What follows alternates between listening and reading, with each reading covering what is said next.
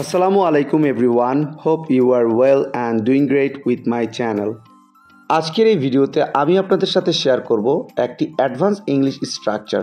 So ভিডিওটি না টেনে শেষ অবধি দেখুন। মাঝে মাঝে মনে হয় তুমি আমাকে ভালোবাসো না। মাঝে মাঝে মনে হয় তুমি একটা খারাপ মানুষ।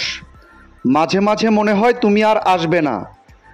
মাঝে মাঝে মনে হয় আমি অনেক দূরে চলে যাই। এই প্রতিটা বাক্যে যে জিনিসটা কমন আমরা দেখতে পাচ্ছি সেটা হলো মাঝে মাঝে মনে হয়।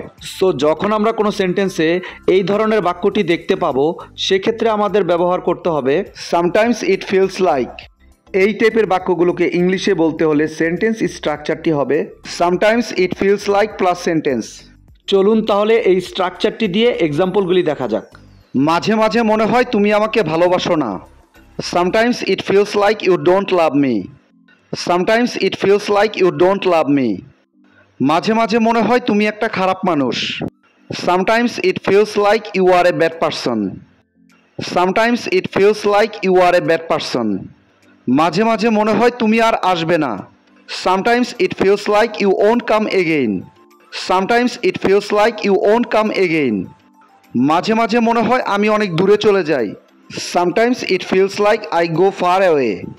Sometimes it feels like I go far away. I hope এই স্ট্রাকচারটা আপনারা ভালোভাবে বুঝতে পেরেছেন। Now it's your turn. মাঝে মাঝে মনে হয় তুমি একটা মিথ্যাবাদী। মাঝে মাঝে মনে হয় তুমি একটা মিথ্যাবাদী।